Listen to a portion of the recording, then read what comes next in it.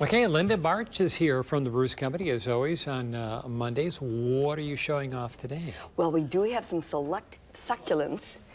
That's this type of plant here, this little cute little succulent. They all have thickened leaves that hold a lot of moisture, and they're on sale right now. 50% off. We've got blue chalk sticks. Y'all, he says cute names. The panda plant, here with the little brown tips that looks like a panda, sort of. And then I also brought on this neem product because if you're bringing houseplants inside and you're concerned that perhaps there's some insects on them, this is a good all-purpose insecticide that can be used in a lot of different plants to protect them against spider mites and other insects that you maybe be harboring during the summer, and you bring them inside and you want to get rid of them. And this other one is actually a product that I brought on some bulbs last week. And this is a liquid version of Repels-All. You can either get animals. Yes, see, because sometimes the bulbs that you put in the ground, especially tulips, are very appealing food to little creatures. So if you spray it with this material, then that helps to protect them. Okay. Okay. All right, good tips. All right, we'll go to the Linda Barcz hotline, and we'll talk to Tom in Mesa Mini. Hi, Tom. Hello, Tom. Let me push that harder there. A little more muscle into that button. Hello, Tom. Okay, hi. I was wondering, I got some wild raspberries. Did I just mow them down with the lawnmower?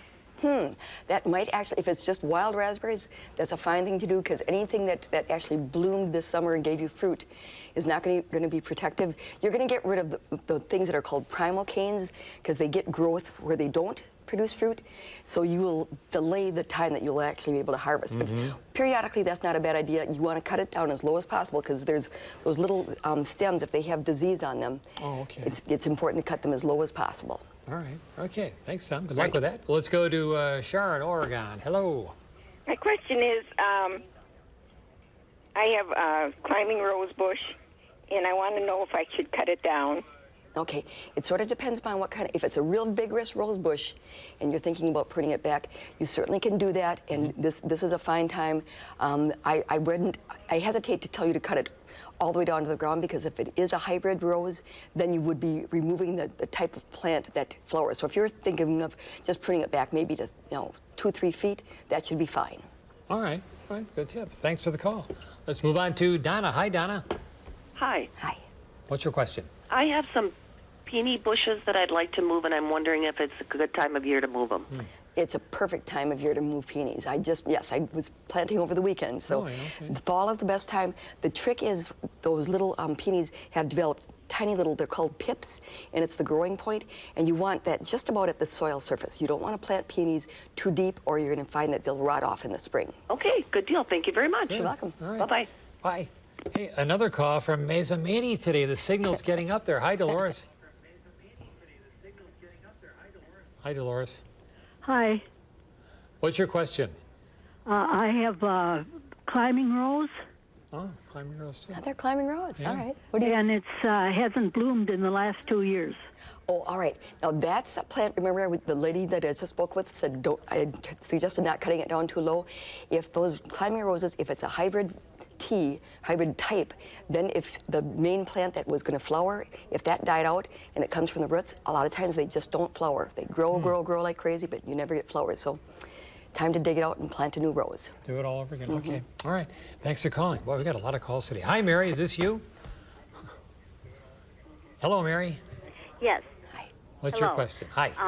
I wanted to know about, is it still okay to put manure on rhubarb patch after the rhubarb's already been killed by the frost? Can I still put manure on it? Sure.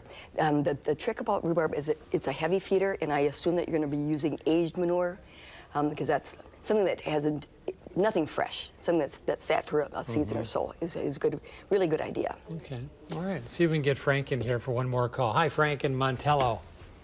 Hi. Hi. Hi. I've got a question about blueberry bushes. We just got some new ones in the pots.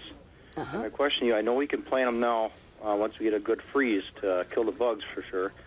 But the question is, should I leave the plants out in this cold weather to get it adjusted to the climate, or should I keep those warm so the leaves don't freeze off? No, I would get those plants in the ground as soon as possible. They need to be outside so they can adapt and harden off. I don't understand. Were you growing them inside? I'm not sure why you... No, I brought them inside for not to freeze. Oh, okay. I wasn't sure, so that's why I'm asking. Okay, if you're going to be planting them, they might as well get outside and get acclimated as quickly as possible because plants have to harden off as they're exposed to the different day length, temperatures. Good. All right. All right, thanks for the calls. And if you're holding, hang on, and Linda will talk to you off the air. Thanks. Nice to see you again. Good to see you, Rob. We'll be right back.